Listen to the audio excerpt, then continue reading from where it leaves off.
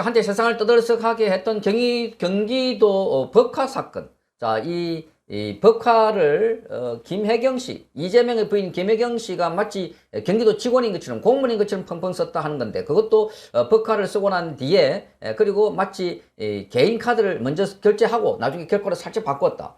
그렇게 해서 집으로 배달하고 온갖 음식을 배달했다 해서 많은 비판이 쏟아졌던 것이었습니다. 자, 이 사건은 경기도의 7급 공무원인 A씨가 제보자가 이걸 폭로했습니다. 그러니까 배모 씨, 5급 공무원이었던 이 배모 씨는 김혜경의 수발을 드는 사람이었는데, 이 배모 씨가 갑질을 해가지고 여러 가지 갑질을 하면서 자신에게 피해도 주고 그리고 인격적인 모독을 했다, 이렇게 해서 제보를 하면서 이게 불거졌던 사건이었습니다. 그런데 이 재판이 벌어지고 있는데, 이 재판이 벌어지는 과정에서 진상이라는 말이 나왔어. 이게 누군가 하고 지금 이걸 놓고 변호인과 검찰 측이 다투고 있습니다. 진상. 원래 이 진상을 다투려고 하는 게 아니라 재판 과정에서 여기에 사모님 팀이 따로 있었다. 그러니까 사모님 팀이 있고 도지사 팀이 있는데, 이 도지사 팀과 사모님 팀이 대등한 관계였다라고 지금 주장하고 있는 검찰이고, 변호사 측에서는 자, 사모님 팀은 따로 없다. 그 도지사 팀만 있었다. 이렇게 말하고 있는데, 여기에 이제 배모 씨가 진상이라고 말하는 부분. 자, 이게 위에 있는 도지사와 사모님 팀에서 대등한 관계인데, 그 위에 진상이라고 말하는 사람이 있는데, 이 진상이 바로 정진상이 아닌가, 이런 주장이 제기되고 있습니다. 자, 검찰 측에서 이렇게 주장을 하고 있습니다. 진상은 원래 겉보기에는 흐름하고 질이 나쁜 물건을 속되게 이르는 말이다, 이랬는데, 그래서 배 씨가 진상 하니까 이 진상이 정진상이다. 그래서 정진상이라는 사람이 여기 배 씨에게도 말하자면 지시도 하고, 그러니까 배 씨가 툭 튀었다.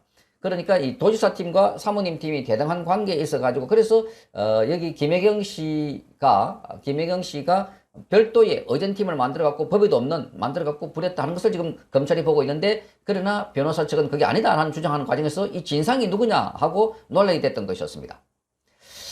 자, 검찰은 배 씨가 말한 진상이 당시 정진상 경기도청 정책실장을 가리킨다고 했고, 변호인 측은 김모 비서관이다, 이렇게 주장했습니다. 김모 비서관이다. 그러니까 이름이 정진상이니까 진상이 되고, 그리고 그 진상 이름을 맞춰가지고 진상이다, 진상짓을 한다, 이렇게 이제 검찰은 보고 있는 것입니다. 설전이 벌어진 때는 지난 12일이었습니다. 수원지법 형사 12부가 이날 경기도 법인카드 유용 사건과 관련해서 공직선거법 위반 혐의로 기소된 배모 씨의 공판을 열었습니다. 공판은 당시에 이재명 배우자 김혜경 씨를 수행하는 전담팀, 이른바 사모님 팀의 존재 여부 확인이 핵심이었습니다. 자, 검찰은 도지사 팀과 사모님 팀이 나눠져 있기 때문에 두 팀이 동등한 관계다 하는 입장입니다. 반면에 변호사 측은 도지사 팀만 있었을 뿐 사모님 팀은 존재하지 않는다 하는 상반된 주장을 펼쳤습니다.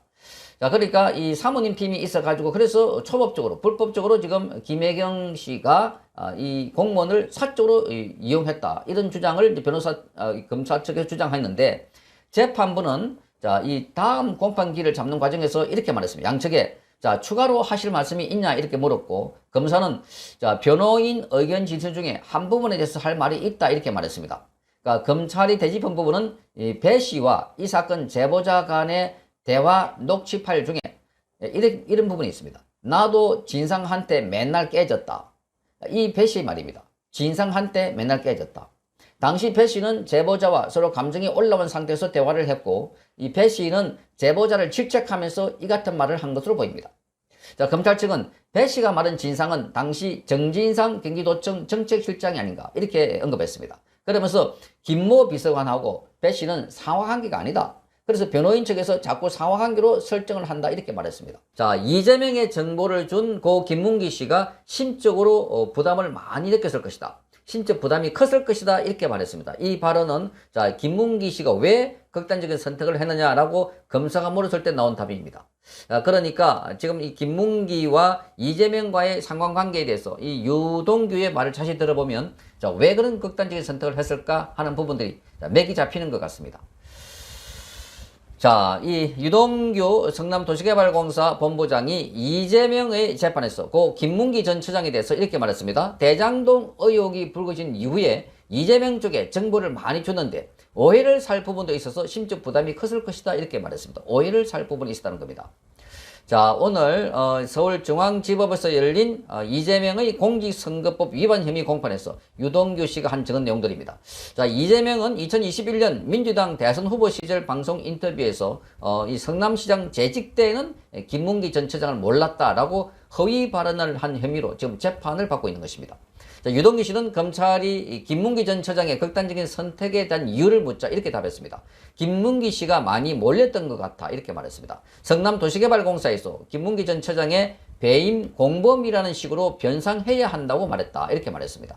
그러면서 김문기 전 처장은 숨진 당일 회사 인사위원회에서 중징계 의결을 통보받았습니다.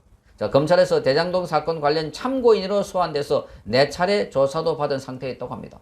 그러니까 이 참고인 조사를 받고 그리고 회사에서도 자, 배임 공범으로 중징계를 받는 상태에서 자, 그러니까 본인이 배상을 해내야 된다. 이런 압박을 받았다고 합니다. 자, 그러니까 이 책임을 져야 되는 것은 당연하게 이재명 시장인데 그런데 김문기에게 다 떠맡겼다 하는 겁니다. 이 유동규도 마찬가지고. 그러니까 유동규는 결국 본인이 감옥에서 내가 아니다라고 했고 김문기는 그 중압감을 이기지 못해서 극단적인 선택을 하지 않았을까 이렇게 보여진 겁니다. 자, 유동규는 또 김문기 전 차장이 이재명을 도왔던 것도 부담이 됐을 것이다 이렇게 말했습니다. 유동규 씨는 이렇게 말합니다. 김문기 전 차장이 이재명 쪽에 정보를 많이 줬다 이렇게 말하면서 민감한 시기에 경기도청에서 연락이 와서 대장동 사업은 아무 문제 없다는 서류를 만드는 것을 도왔다고 합니다. 대장동 사업은 아무 문제 없다. 자, 심적 부담이 컸을 것이다. 그것 때문에 부담이 매우 컸다는 겁니다. 자, 이 대장동 서류는 이재명 대표가 경기도지사 시절 대선 출마를 위해서 운영했던 이른바 열린 캠프에서 낸 대장동 개발 사업의 Q&A, 즉 질의응답 자료집입니다. 자, 대장동 개발은 모범적인 공익사업이고 대장동 게이트가 아닌 국민의힘의 게이트라는 내용이 담겨 있다 하는 겁니다. 여기 이 자료를 만들 때 김문기 씨가 많이 도와줬다 하는 겁니다. 정보도 많이 줬다 하는 겁니다. 자, 그러나 놓고 이재명은 이 김문기를 몰랐다 하니까 정말 상식적으로 납득이 안 되는 그래서 어떻게 보면은 이 김문기 사인에 직접적으로 인양이 있지 않았을까 하는 의혹이 많이 제기되어 왔습니다. 지금은 여러 가지 추측만 할 뿐인데 그런데 부담이 많이 됐다. 자, 이 이재명이 져야 할 책임을 김문기 쪽으로 넘겨서 그러지 않았을까 하는 추측도 나오는 겁니다. 자, 그래서 이 김문기가 이런 극단적인 선택을 하는 과정에는 직접적으로 이재명을 도와주고 이재명을 잘 알고 있고 그 이재명에게 Q&A까지도 만들어가지고 대장동 사업은 모범적인 사업이다 이렇게 만드는데도 기여했음에도 불구하고 본인은 몰랐다 하는 것도 그렇고 자, 이 김문기가 극단적인 선택을 왜 했을까에도 앞으로 많은 의문이 남을 것으로 보입니다. 자, 이날 피고인으로 나온 이재명은 유동규 등 대장동 일당을 연달아 직접 신문하면서 정언의 신빙성을 따졌습니다.